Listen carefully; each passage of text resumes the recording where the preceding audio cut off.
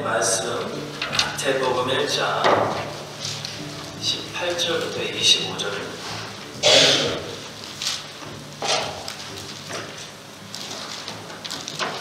마태복음 1장 18절부터 25절 우리 함께 합독하겠습니다. 예수 그리스도의 나심은 이러하니라. 그의 어머니 마리아가 요셉과 약혼하고 동거하기 전에 성령으로 잉태된 것이 나타났더니 그의 남편 요셉은 의로운 사람이라.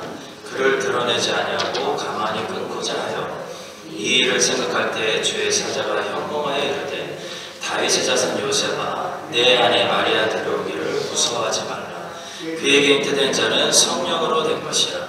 아들을 낳으리니 이름을 예수라 하라. 이는 그가 자기 백성을 그들의 죄에서 구원할 자이시니라 하니라. 이 모든 일이 된 것은 주께서 선지자로 하신 말씀을 이루려 하시리니 이르시되 보라 처녀가 잉타의 아들을 낳으시오 그의 이름은 임마누엘이라 하리라 하셨으니 이를 번역한즉 하나님이 우리와 함께 계시다 하니라.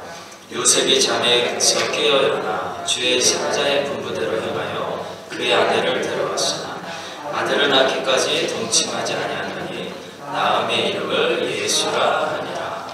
아멘. 자, 오늘 마태복음 강의 두 번째 시간으로 요셉과 마리아의 역할이라는 제목으로 말씀을 전하겠습니다. 자, 오늘 본문은 예수 그리스도의 나심, 탄생을 기록하는 내용인데요. 예수 그리스도는 그냥 나신 것이 아닙니다. 물론 모든 것이 하나님의 주관 아래서 하나님의 주권적인 섭리의 역사 때문에 그리스도께서 나셨지만 자, 중요한 것은 그 하나님의 섭리의 역사 안에 사람들의 역할이 있었다는 것입니다. 이 칼빈 신학이 가장 오해받는 부분이 바로 이거죠. 이 개혁주의 신학은 하나님의 주권을 강조하는데요. 그렇다고 해서 사람들의 역할을 무시하지 않습니다. 자, 그런데 잘못 오해하는 사람들이 칼빈주의자들은 노력하지 않는다. 그냥 가만히 앉아서 하나님만 바라본다. 이런 오해를 합니다. 자, 성도 여러분, 발현개혁주의 신학은 하나님의 주권적인 간섭 없이는 사람이 아무것도 할 수 없다 라고 말하는 것이지 사람은 아무것도 하지 않는다 라는 것을 말하는 것이 아닙니다. 우리의 역할이 있습니다. 오늘 본문을 보시면 하나님의 주권적인 섭리의 역사를 보게 되죠. 그리스도가 정확한 시간에 정확한 장소에 예언하신 대로 실수하지 않고 아주 건강한 아기로 태어나게 되는 것을 보게 됩니다. 그러니까 거기에 하나님의 주권적인 섭리 역사가 보이는 거죠. 자, 그러나 거기에는 또 뭐가 보이죠? 뭐를 반드시 보셔야 되죠? 사람들의 수고가 있다는 겁니다. 마리아의 믿음이 있고요. 요셉의 순종이 있습니다. 마리아의 수고가 있습니다. 자, 이런 것들 없이 하나님이 일하시지 않는다는 거죠. 하나님이 일하시지 못해서가 아니라 하나님은 종들의 믿음과 순종을 통해서 역사하시기를 기뻐하시기 때문입니다.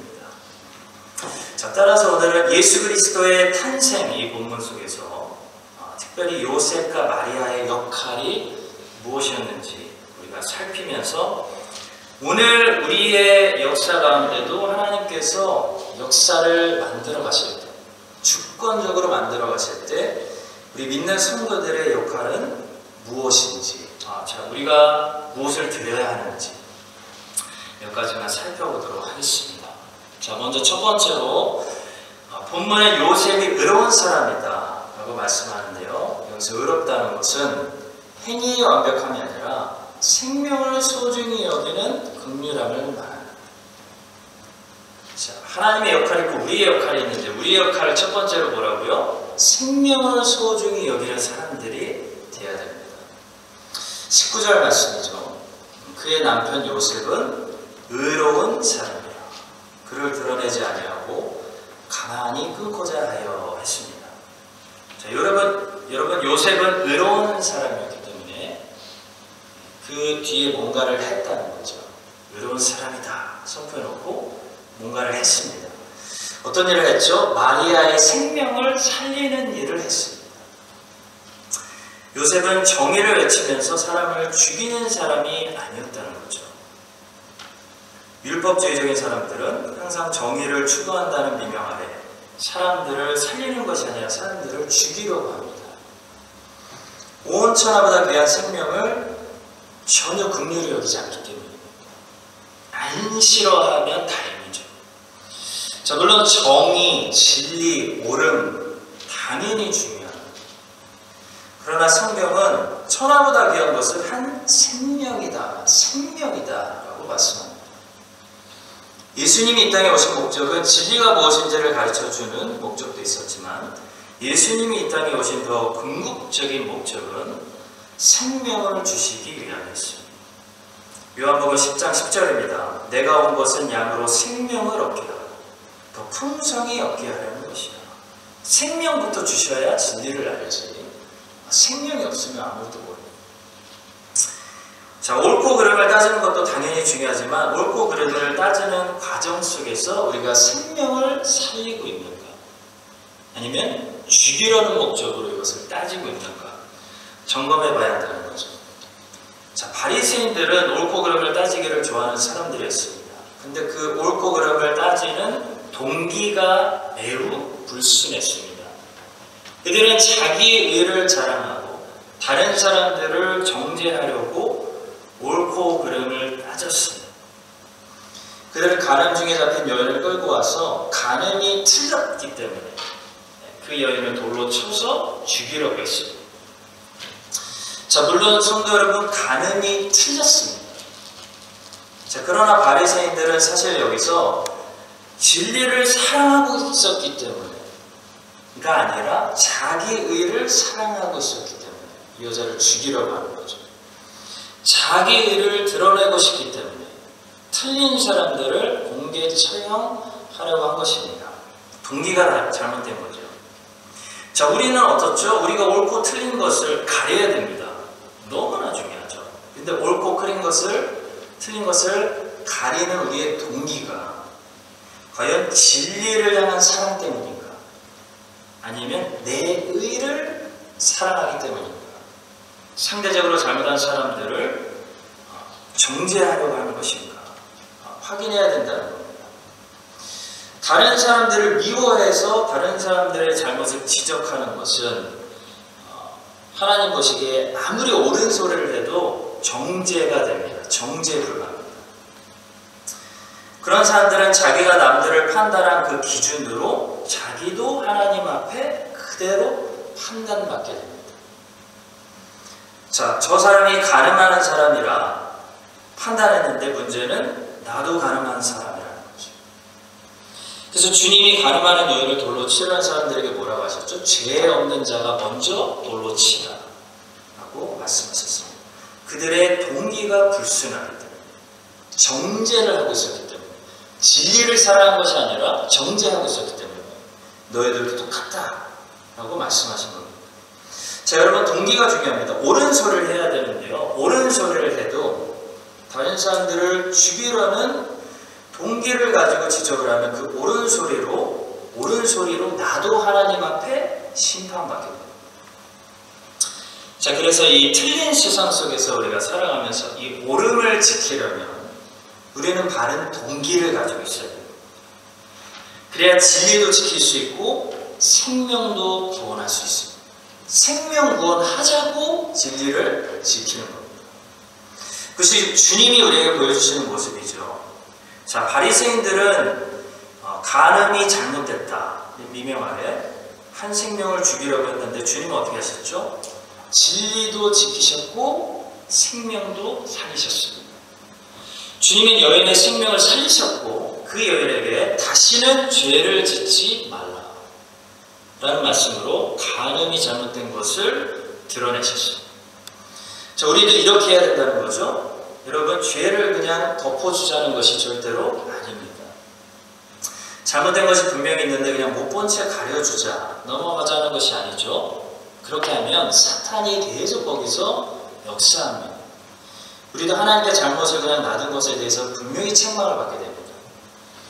예수님은 간음죄를 그냥 덮어주신 것이 아닙니다. 예수님은 이 여인이 다시는 간음죄를 짓지 않도록 고쳐주신 거죠. 그러나 중요한 것은 우리도 예수님처럼 진리를 가지고 생명을 죽이는 것이 아니라 진리를 가지고 생명을 살려야 된다는 것. 이것이 요셉이 했던 일입니다. 이것이 하나님 보시기에 의로웠다. 의로운 일이다. 라는 거죠. 법을 가지고 사람을 죽이는 사람들이 있고 법을 가지고 사람을 살리는 사람들이 있습니다. 요셉은 마리아가 임신했다는 사실을 알고 마리아를 살릴 생각을 했습니다. 그래서 그는 가만히 끊고자 했다라는 거죠. 가늠한 여인과 결혼을 하지 않고 끊어버리되 헤어지되 그 여자를 죽이지 않고 살리려고 했다. 이것이 요셉의 선택입니다. 성도 여러분, 하나님 말씀을 가지고 사람들을 정죄하고 사람들을 미워하기 때문에 죽이려 하는 사람들이 있습니다. 하나님 말씀을 가지고 어떻게 해서든지 생명을 보호하고 사람들을 살리려는 사람들이 있죠. 아무리 옳은 소리를 해도 옳은 소리만으로는 뭔가 부족하다고 성경은 말씀합니다. 성경은 옳은 소리와 함께 생명을 긍휼히 여기는 그런 긍휼과 사랑이 있어야 의인이다 라고 말씀합니다. 생명을 소중히 여기지 않는 사람, 사람의 영혼에 대해서 별 긍휼함을 느끼지 못하는 사람, 차가워진 사람, 옳은 소리를 하지만 사실 그 옳은 소리로 뭐 하는 거죠? 많은 사람들을 정죄하고 자기는 옳고 남들 정죄하고 죽이는 그런 사람이 될 수 있습니다. 그런 사람들은 자기가 한 소리 때문에 하나님께 그대로 심판받습니다. 자, 예수님께서 간음하다 잡힌 여인의 생명을 살리셨고 간음죄도 더 이상 여인의 삶의 본질을 부리지 못하도록 처리하신 것처럼 여러분과 저도 옳고 그름을 판단해서 진리를 우리가 지키되 다른 사람들의 영혼을 죽이는 것이 아니라 진리로 살려내는, 살리려고 진리를 외치는 그런 생명을 소중히 여기는 우리 모두가 될 수 있기를 간절히 바라고 축복합니다. 자, 두 번째로 본문은 믿음의 사람들의 순종이 거기 있었다라고 말하죠. 하나님의 역사 가운데 사람의 역할이 뭐죠? 믿음과 순종입니다. 본문에 나오는 성령의 역사부터 보시면 하나님의 역할, 성령의 역사는 초자연적인 역사입니다. 처녀가 임신했다. 처녀가 임신했습니다. 성령님만 하실 수 있는 분명한 성령님의 역사죠. 성령의 역사는 먼저 이렇게 우리의 상식을 뛰어넘는, 사실 우리가 잊지 말아야 됩니다. 동정녀가 임신했다. 하나님의 아들이 인간이 돼서 태어났다.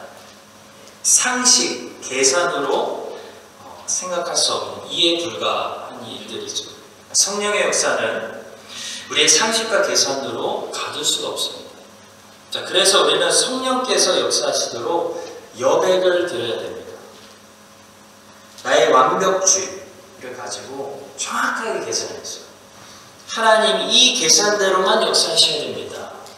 이런 생각을 버려야 된다는 거죠. 성령님이 어떻게 역사하실지 아무도 모릅니다.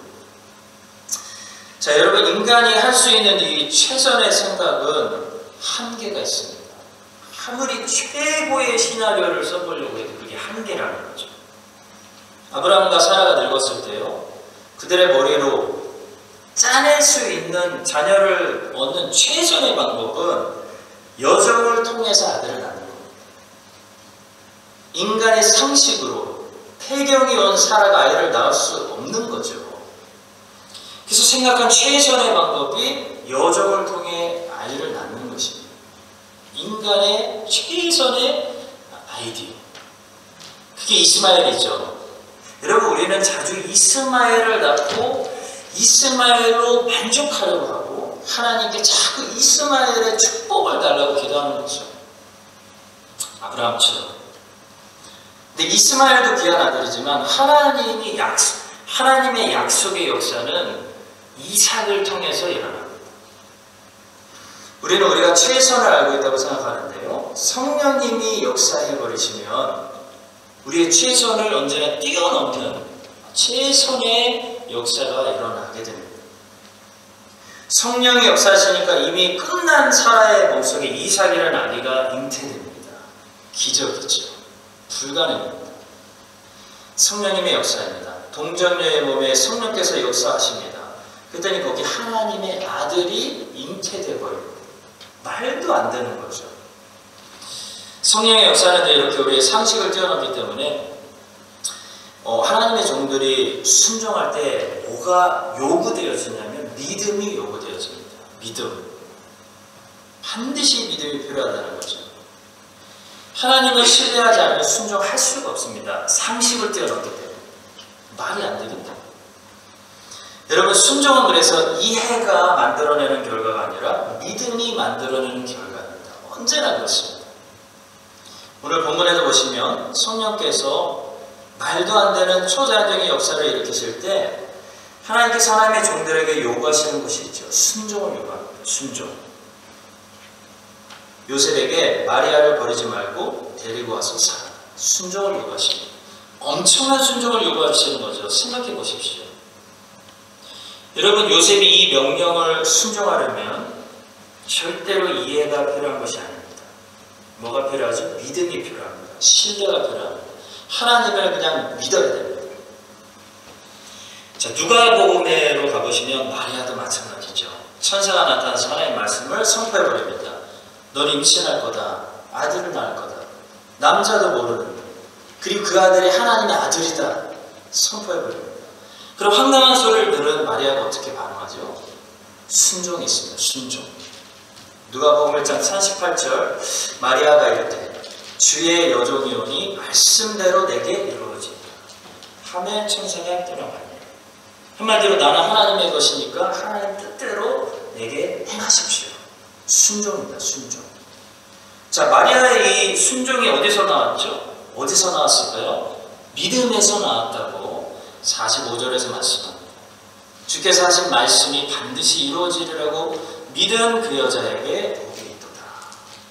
믿은 거죠. 이해는 안 되는데 믿은 겁니다.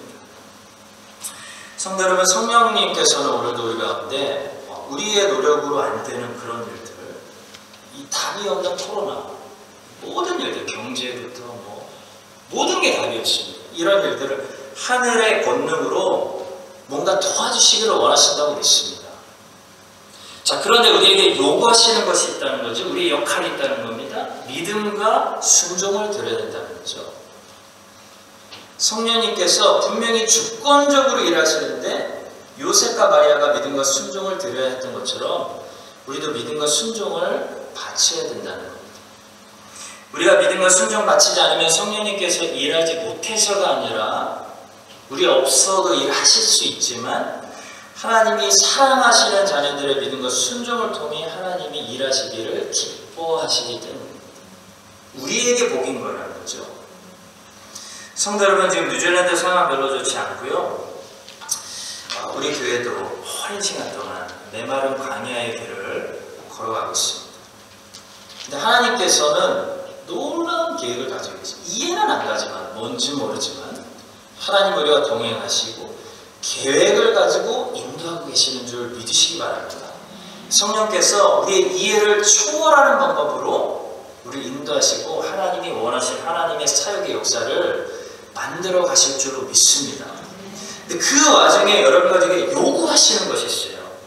내 믿음을 보이라, 순종해라 하신다는 거죠.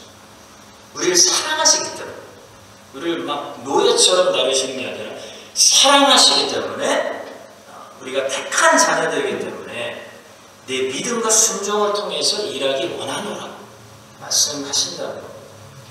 자, 이 사실을 우리가 다시 리마인드하고 여러분과 제가 본문에 나오는 너무 엄청난 이해가 안 가는 엄청난 성령님의 역사 속에서 믿음과 끝까지 신뢰하고 믿음과 순종하고 있는 요셉과 마리아처럼 여러분과 지금 2021년 뉴질랜드 이 기막힌 상황 속에서 하나님이 찾으시는 믿음을 드리고 순종을 드리는 요셉과 마리아가 여러분과 제가 될 수 있기를 주님의 이름으로 축복합니다.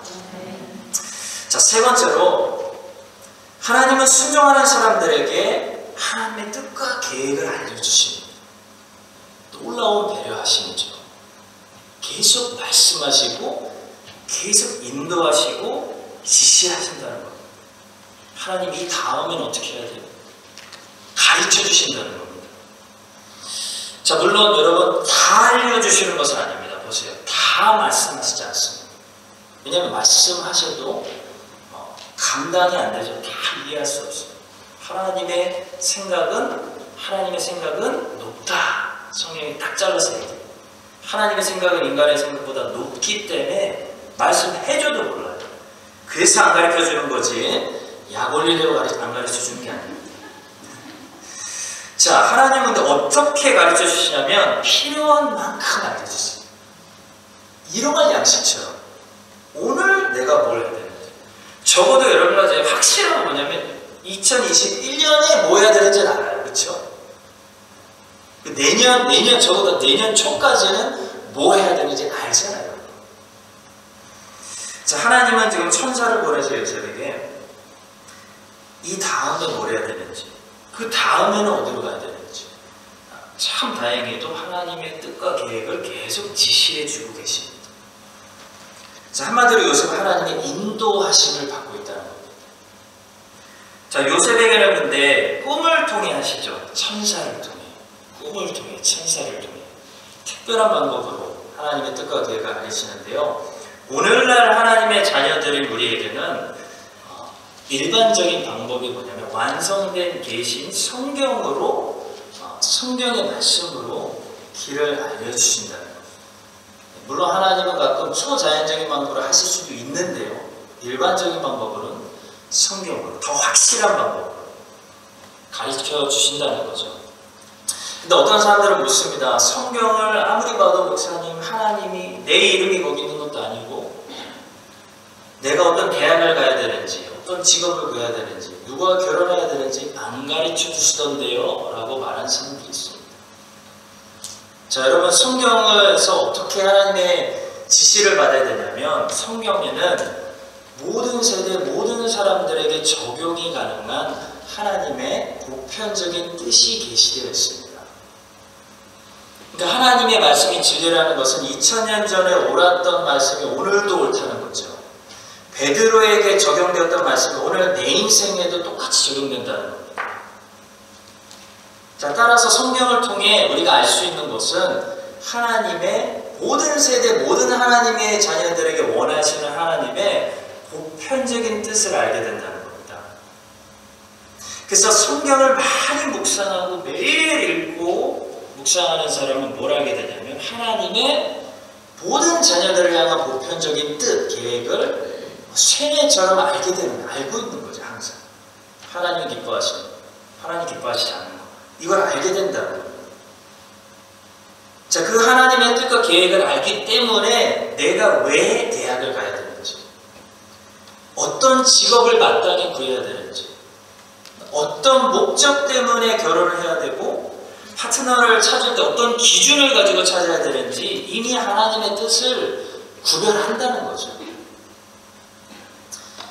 우리가 성경을 묵상하면서 이 하나님 아버지의 마음을 느끼게 되면 항상 공부할 때도, 일할 때도, 또 언어를 사용할 때도 이게 하나님이 기뻐하시는 것인지 아닌지를 구별한다는 겁니다.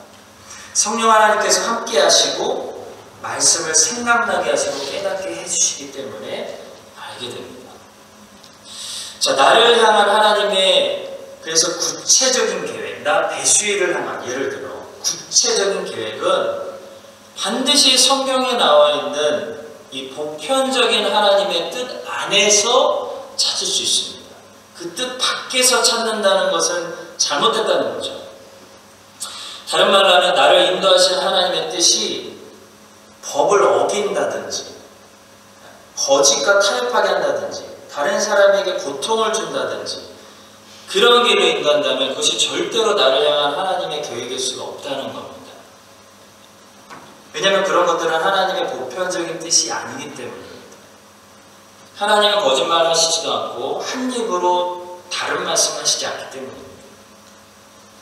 자, 성도 여러분, 요셉에게 지시하셨던 하나님께서는 오늘도 이 성경 말씀을 통해서 우리에게 성령의 감동으로 매일 지시하시고 계십니다. 이 말씀을 들으셔야 됩니다.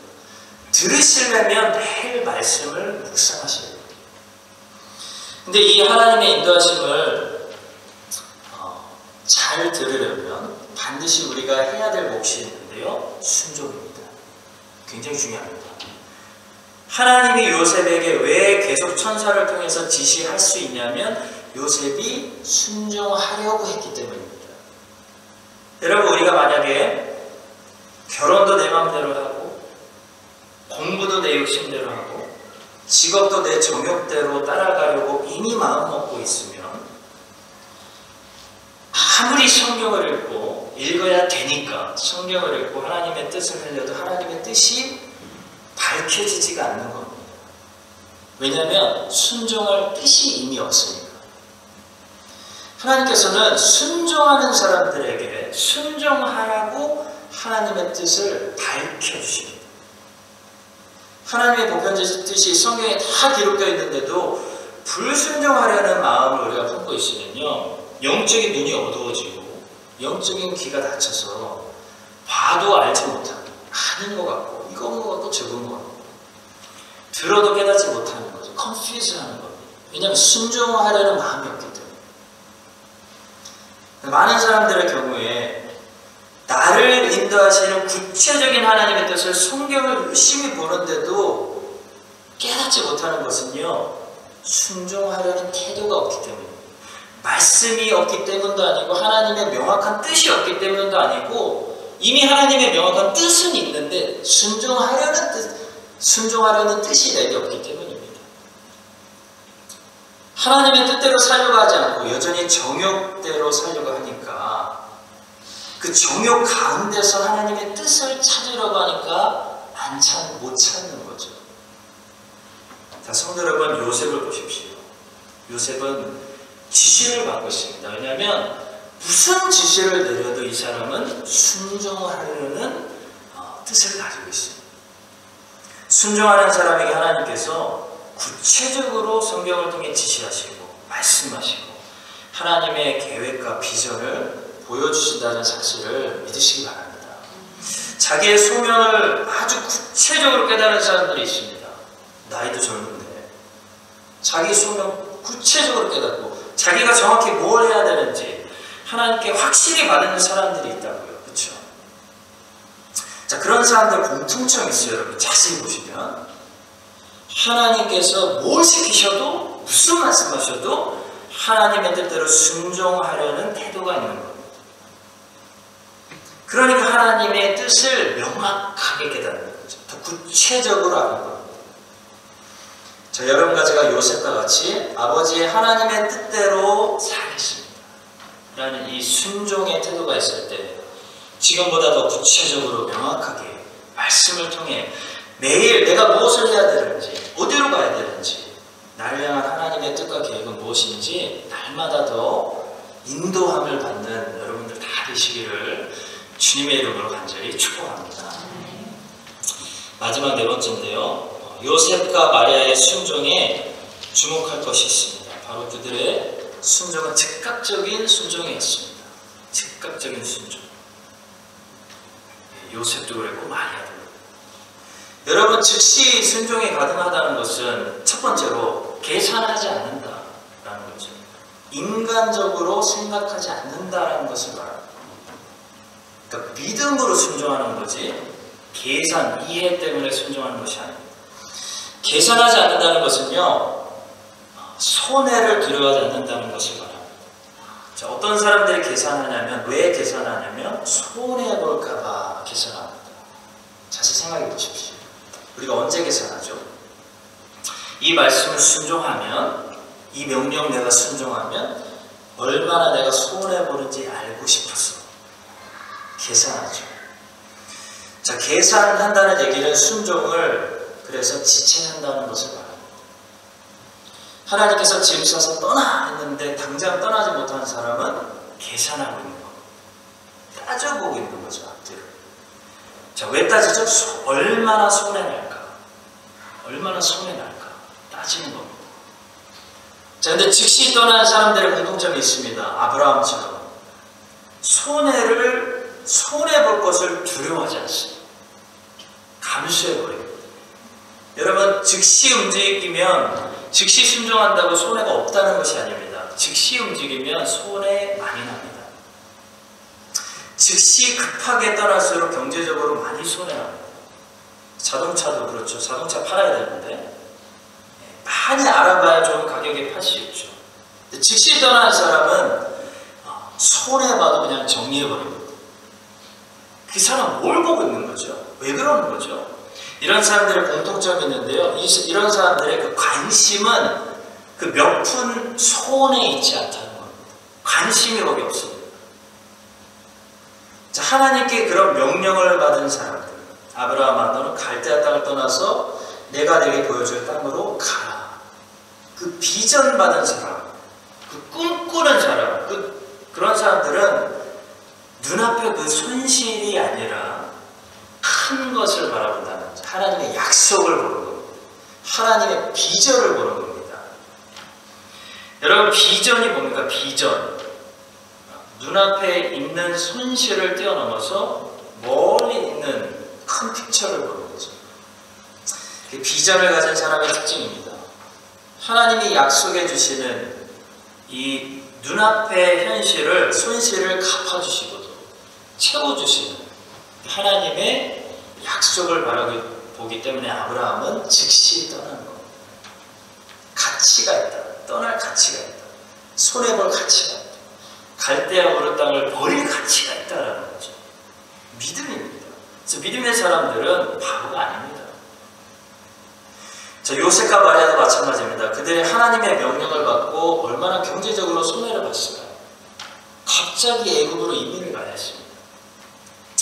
여러분, 요셉과 마리아는 나사렛이라는 동네에서 살았던 자기들의 커리어를 한 방에 그냥 접어버리고 갑자기 결혼해서 아기 낳고 이민 떠났습니다. 그들이 어떻게 이렇게 즉시 모든 것을 버리고 순종했을까요? 더 큰 하나님의 약속에 사로잡힌 겁니다. 하나님이 보여주신 하나님의 나라와 계획, 그 큰 비전을 본 거죠. 큰 그림을 본 겁니다. 지금 기다리던 메시아가 왔다는 겁니다. 메시아가 와버렸는데 장사가 웬 말이냐? 나사렛이 웬 말이냐? 학교가 웬 말이냐? 나사렛 생활 다 그냥 정리해버리는 거죠. 자, 요셉은 그래서 마리아와 아기를 보호하는, 마리아와 아기, 하나님의 아들 아기를 보호하는데 자기 생명과 자기의 삶, 자기 체력 다 쏟아 부어버릴 가치를 느낀 겁니다. 하나님의 아들이 오셨기 때문에. 그러니까 즉시 순종이 나오는 거죠. 성도 여러분, 하나님의 나라, 예수 그리스도의 교회, 예수 그리스도의 교회, 온 세상의 복음 전파, 이런 하나님의 크신 뜻에 우리가 사로잡히고 헌신된 그 비전을 보는, 그 퍼즐 안에 내가 들어가 있는 그 비전을 보는 그런 삶에는 이런 특징이 나타납니다. 이런 특징.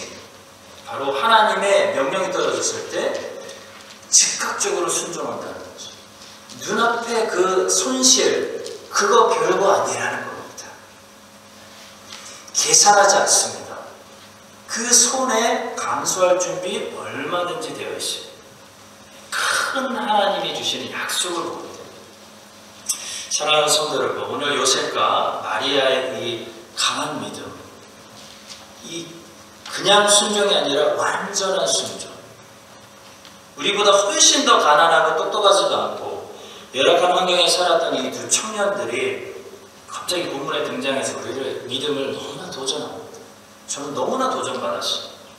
하나님은 우리가 참 부끄럽게도 우리보다 훨씬 더 가난하고 배우지도 못하고 가진 것 하나 없는 이 마리아와 요셉, 이 사람들을 통해 모든 조건, 환경 다 가지고도 여전히 약한 우리의 믿음과 불완전한 순종을 하나님께서 강하게 해주시려고 도전하시는 줄 믿습니다. 여러분과 제가 하나님 말씀에 오늘 밤에 도전받아서 예배 왜 드리는 거죠? 예배 드리고 하나님께 영광 돌리고 결국 믿음, 강한 믿음 받고 다시 순종하려고 돌아가는 거예요. 하나님 말씀에 도전받아서 오늘 요셉과 마리아가 주인공, 요셉과 마리아처럼 이제는 하나님을 전적으로 신뢰하는 그 강한 믿음과 지금 이 답이 없는 코로나 시대에 우리에게 필요한 건요, 믿음이요, 믿음. 철저한 믿음. 믿고 온전한 순종, 내일 순종. 성령께서 이 세대 가운데 행하기 원하시는 이 새로운 놀라게 회복의 역사가 저는 기대가 됩니다. 그 중심에서 쓰임받는 사람, 어떤 사람이죠? 믿음과 순종의 사람. 중심에서 쓰임받는 꼭 필요한 종들이 우리 모두가 될 수 있기를, 우리 교회가 될 수 있기를 예수님의 이름으로 간절히 축원합니다.